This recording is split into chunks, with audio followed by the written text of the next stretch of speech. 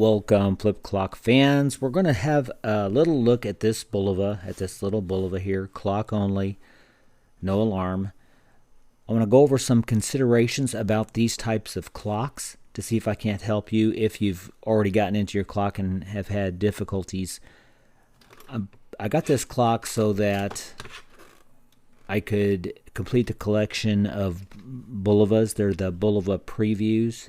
I have the Harvest Gold and the Avocado Green. And this, I guess, is beige, or maybe it's supposed to be white. It's the Bulova B5603. So the first thing you want to notice is that the operation indicator is going upwards. That's going to become important in a moment. And I'm going to show you how to get this clock apart. It does have a neon glow bulb. I believe I've accidentally disconnected it a minute ago. I'll show you about that. So the first thing we're going to do is take off the one screw. Now there is a little bit of a trick on how to get into these clocks without messing things up. This is my recommendation. There are tabs here. You could get real aggressive and push down here, but the best way is once you've taken the screw apart is you just, boy, it almost looks like a banana. You just break it loose here, and then think about taking this part and just pushing it down. That releases these tabs. So that's better than trying to push this down. The neon glow bulb here just became disconnected, I'm sure, because these nuts just want to pop right off. They're just screw nuts, and they're frankly cheap nuts. So here we see the cord as it comes in. It does this fancy knot thing. We want to look and see how they did that so that when we put it back together, we do it the same way. I do like having nuts on here so it's easy to take apart. So we'll undo our fancy knot there. It has the Toshiba VA82 motor. It's in a can there. One thing you want to look at is the orientation of this motor. Here we see some writing. It says, what does it say? VA82T, 115 volts. You want to note that that's facing this way. You can put this on backwards, and your clock will run backwards if you do that. Now, for me, this screw did not want to come off, so I had to use my fancy little pliers here, or any kind of pliers, to break it loose first. I didn't want to strip the screw, so I had to break that loose. It was really tight.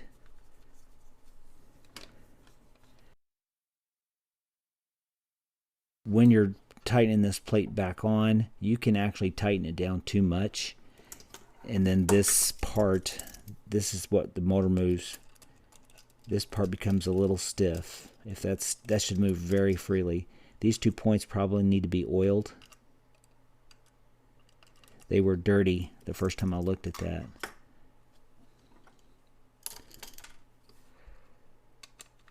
When putting this back together, I don't know if there's a quicker way to do it. I struggled because there are 2 gears that are going to pop off here in a second.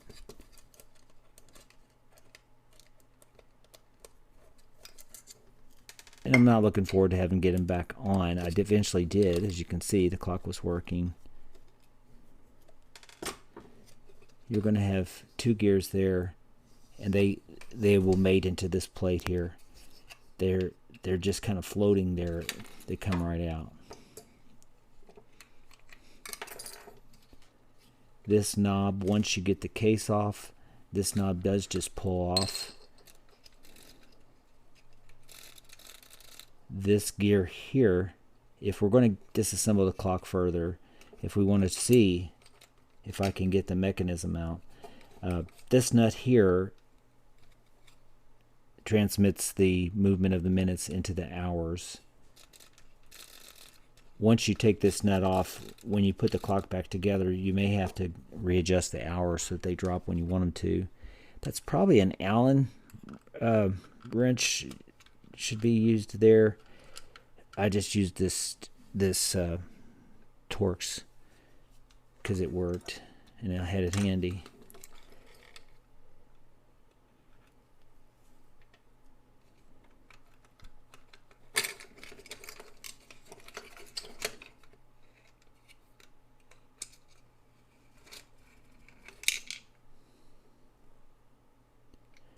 See, we had a separator there between the minutes and the hours. This clock is a little bit like the Copal 222 because it's using the frame of the clock as part of the mechanism. So there's not a mechanism that drops down in the clock. It uses the plastic frame. These were engineered to be mass produced and quickly made and put to market. I'll show you other things that makes me think that. This was already like that. I don't know if that cracked when they were assembling it. Once I got into the clock, I could tell that the clock hadn't been taken apart before. There's a couple signs of that. The filth that's in here was not disturbed. I've disturbed it myself some here. Again, taking video, this doesn't have to come off right now, but taking videos is going to help you reassemble. I can probably leave this on here during the whitening process. I want to get that there's a little plastic washer there. Again, another good reason to take videos when you're doing this. I've definitely made videos like this talking to you folks and never did put them on the internet, on YouTube. This is kind of strange, this little holdbacks here, and you see the towel holdback there and the tines there. It's just plastic and it's just bent and put in there. It's all integral. I kind of like that. I kind of like that style.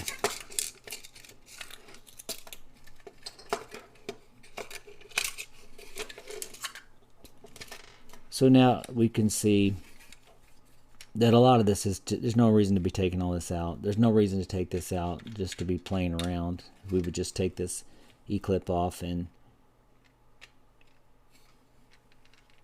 I don't think I'd mess with that. May just pop out, or yeah, that'll just slide out. There's no reason to take that off. If I whiten, these metal labels will often come back erased if we don't protect that. I have tried different things. I've tried masking tape, and it actually soaked the masking tape and actually went through. So I'm going to try my hardest not to lose our label here. Now, the faceplate could come off, but after looking at it, I thought, you know, I'm just risking cracking it for no reason. There is no bezel there. This is where the kind of the cheapness comes in. This is spray painted. It's all one piece. They spray painted it, popped this in. The Bulova looks good. So I'm going to clean this the way it is. I'm not going to take any chances.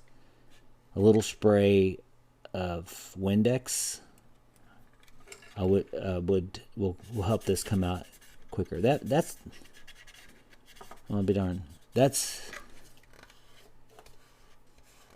some of this is soot.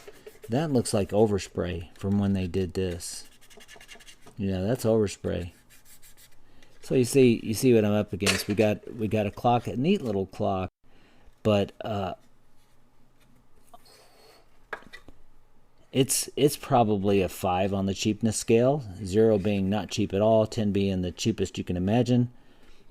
This is probably right in the middle. It's a nice little clock though. Well, there it is. Maybe later we'll do an update on what happened. Well, I'll promise you we'll do an update on what happened if I got it back together. Again, getting those gears back over here is difficult, but at least we'll get a chance to oil them. These cans, there's not a lot you can do with those. There's some people who have found ways to oil those, get some oil down in there. A couple different ways. I'm not going to open that up. I've heard that you can warm the cans, keep oil here, the only opening that there is, and as they cool, it's possible it'll draw some oil in. I might try that just for fun. It's making a little noise, but not bad. So there it is. We've got all our parts and pieces. We're going to go ahead and try to whiten this up. I don't think it was white, but I definitely see it sunburnt. Well, that's just it. Just a little considerations about this Bulova. You've seen me tear it to pieces. We've got all kinds of little parts and pieces flying around here. You see here they used a kind of a clear plastic washer there as well. See the extenders here, the little tabs that will go in to turn the minutes. You can see there, and then this gear here has extensions that will turn the hours. All right, so there it is. We'll see how that turns out. Well, thanks for taking the time.